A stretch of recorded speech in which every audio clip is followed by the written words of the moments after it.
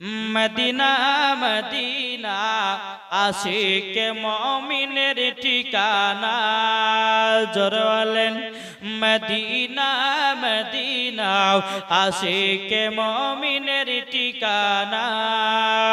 দিদার চেয়ে ওগো নবী, ওগো নবী একবার তুমি দাও না একবার দেখা, মদিনা মদিনা আশিকে মুমিনের ঠিকানা। আরে জালালউদ্দিন সুয়ুতি ৭৫ বার দেখলো নবীজি, দেখার পরে তৃপ্তি তাহার পেল না, মদিনা মদিনা আশিকে মুমিনের ঠিকানা, মদিনা মদিনা আশিকে মুমিনের ঠিকানা। জোরে বলেন সুবহানাল্লাহ। বাবাজি মুসলমান ভাইরা, এই সোনা মানিকের আমার নবী মুস্তাফা বলেছে, আমার উম্মত উম্মতানেরা তোমরা যদি জান্নাতি পেতে চাও, দ্বিতীয় নাম্বার মা বাবার সেবা করো, মরার পরে জান্নাতি হওয়া যাবে। জোরে বলুন সুবহানাল্লাহ। এ বাবাজি মুসলমান ভাইরা, ওগো আমার সোনা মানিকেরা, চলুন আপনাদের সম্মুখে একটা ঘটনা তুলে ধরি, মন দিয়ে শুনবেন। শুনবেন তো? কে কে শুনবেন না হাত তোলেন। আমি বলেছি কে কে শুনবেন না? এরা বাংলা আমাদের সঠিক জানে না গো, জি জানেন তো? বাবাজি মুসলমান ভাইরা, এই সোনা মানিকের চলুন। একদিন মুসা কালিমুল্লাহ তিনি বাবাজি তুর পাহাড়ে গেছেন, যাবার পর আল্লাহ পাক আল্লাহ তাআলাকে বলছে, আল্লাহ আমার একটা বন্ধুর প্রয়োজন আছে। কে বলছে? মুসা নবী বলছেন কাকে?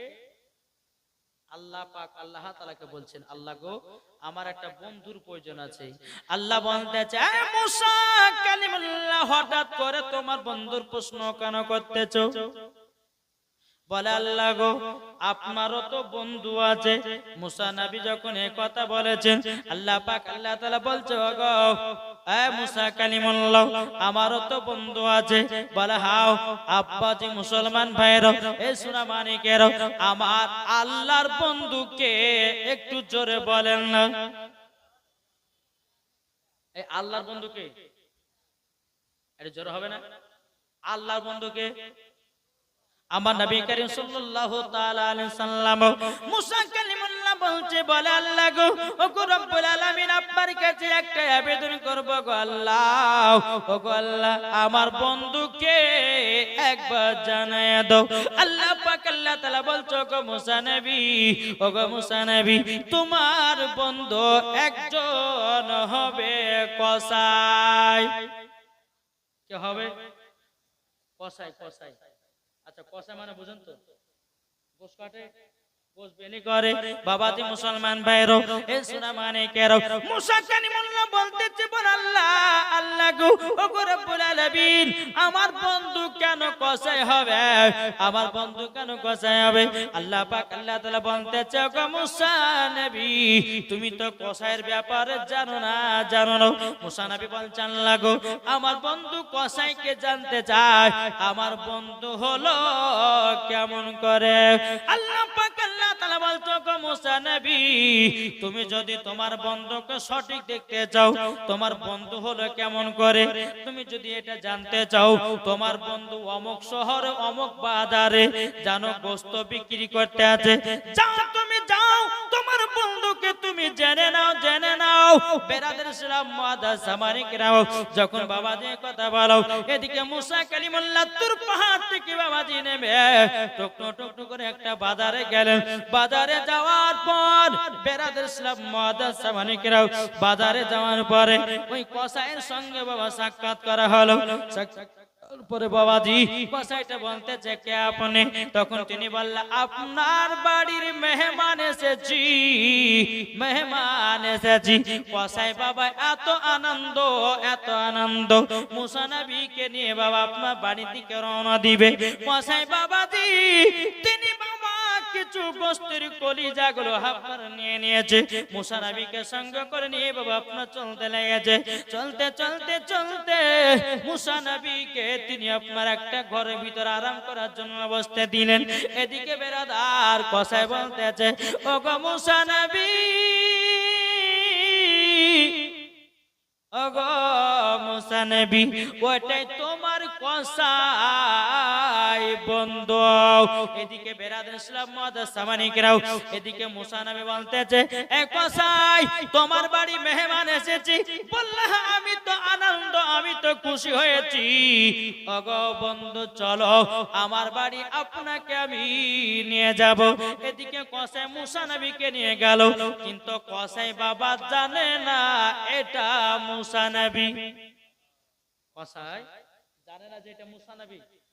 কসাই বাবা যে মুসা নবীকে নিয়ে টুকটু টুকটু করে বাড়তে গেলেন, মুসা নবীকে তিনি আপনার বসতে দিলেন, ঘরের ভিতরে আরাম করতে দিলেন। কসাই বলতেছে, হুজুর একটু বেয়াদবি মাফ করবেন। বলে কেন? বলে হুজুর গো, আমার মায়ের সেবা করব। জোরে বলেন, মন দিয়ে শুনে ঘটনাটা, মায়ের সেবা করবো। মুসা কালিমুল্লাহ তিনি বলতেছে, বলে যাও তোমার মায়ের সেবা করো। কসাই বাবাজি মার কাছে এসেছে, মা যেন বিছানায় বাবা পেশাব করে দিয়েছে, মা যেন বিছানায় পায়খানা করে দিয়েছে। এদিকে বেরাদার মার বিছানা পরিষ্কার করে দিল, মার পায়খানা পরিষ্কার করে দিল।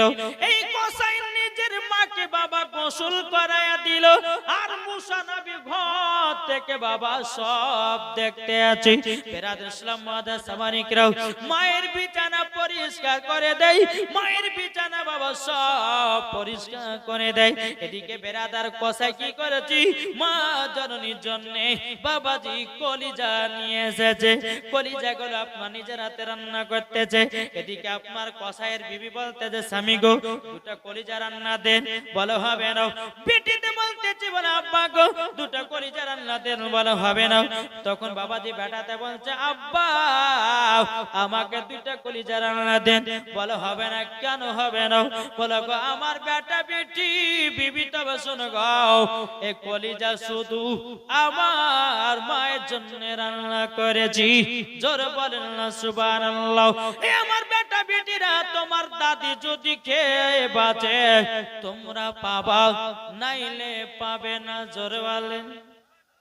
এখনকার মায়েদেরকে দেখা যায়, কি করে দেখা যায় না, বাড়িতে গোশ মাছ রান্না করছে, শ্বশুর শাশুড়িকে বাদ দিয়ে বাবাজি দিচ্ছে কাদেরকে? নিজের শ্বশুর শাশুড়িকে বাদ দিয়ে আগে নিজের পেটে ঢোকাচ্ছে। যখন লাস্টে বেলাতে হাড্ডি গুলো বাঁচে আছে, তখন শ্বশুর শাশুড়ির পাতে হাড্ডি গুলো দিচ্ছে।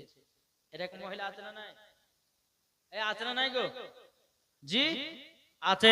আমার আল্লাহ পাক আল্লাহ তাআলা বলতে আছে, ও আমার বান্দা বান্দীরা, তোমরা যদি বাপ মার শ্বশুর শাশুড়ি যদি সেবা করো, আর সর্বপ্রথম খাবার যদি শাশুড়ি শ্বশুরের মধ্যে যদি তোমরা খাবার তুলে দিতে পারো, ইনশাআল্লাহ তোমাদের ওই হাড়িতে বরকত বাড়বে।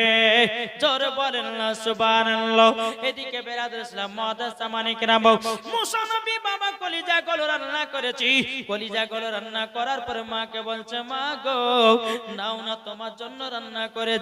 নিজের বেটা কসাই কলিজা গুলো রান্না করে দিয়েছে, বাবা হাত দিয়ে কাঁদেছে। মা জননী চোখের পানি ঝরায়া ঝরা ঝরা ফেলতেছে। বলো গো রব্বুল আলামিন, আপনার কাছে একটা আবেদন করতে চাই গো আল্লাহ।